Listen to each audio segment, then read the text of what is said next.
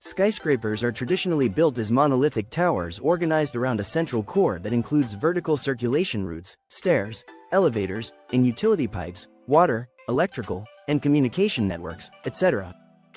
The load-bearing structure can be concentrated in this central core or distributed on pillars. Some buildings also utilize an entirely metal frame.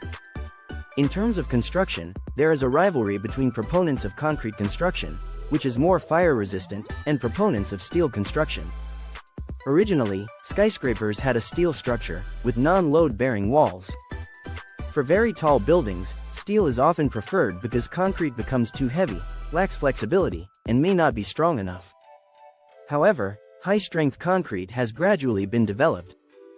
For example, to build the tallest tower in the world, the Burj Khalifa, Samsung's construction subsidiary developed concrete capable of withstanding a pressure of 800 kilograms per square centimeter.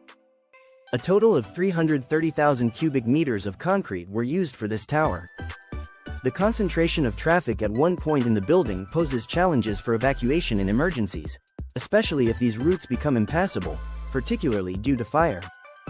Similarly, the concentration of load-bearing structures can make the building vulnerable if they are damaged.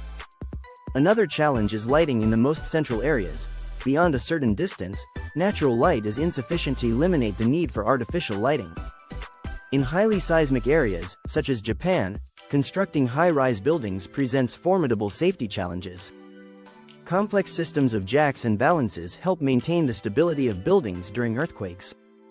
A skyscraper, like any other building, can last more than 100 years. Many skyscrapers in New York built during the 1890s still exist, at least the tallest ones. Often, a skyscraper is demolished to make way for a taller building. Skyscrapers can be classified into several styles: neoclassical, neo-Gothic, quite common in the United States until the 1930s, Beaux-Arts, Art Deco, the dominant style during the interwar period, international style, prevalent from the 1950s to the early 1980s, early modernism, Stalinist, brutalist, structural expressionism, postmodernism, the dominant style since the 1980s, deconstructivism, oriental styles, Arab Islamic, arches, hyperboloid shapes, twisted shapes, triangular or pyramidal shapes. A more recent approach seeks to break away from this monolithic design, proposing to organize the building into modules formed around several vertical circulation cores. Each core would become the central point of a smaller entity while serving as a sort of super pillar for the entire structure. Proponents of this construction type argue that such a building would be less likely to collapse if one of these pillars were damaged, while also offering greatly improved evacuation capacity. The usable spaces of the building are arranged in clusters around the pillars to maximize natural light. Additionally, a fire occurring in one of the modules would have a lower chance of spreading to other areas of the building. The main limitation of this approach, however, is a reduced occupancy of the total volume allocated to the building.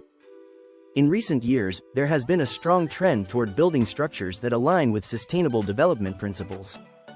As a result, some skyscrapers now feature wind turbines, solar panels, water recovery and recycling systems, and the presence of greenery.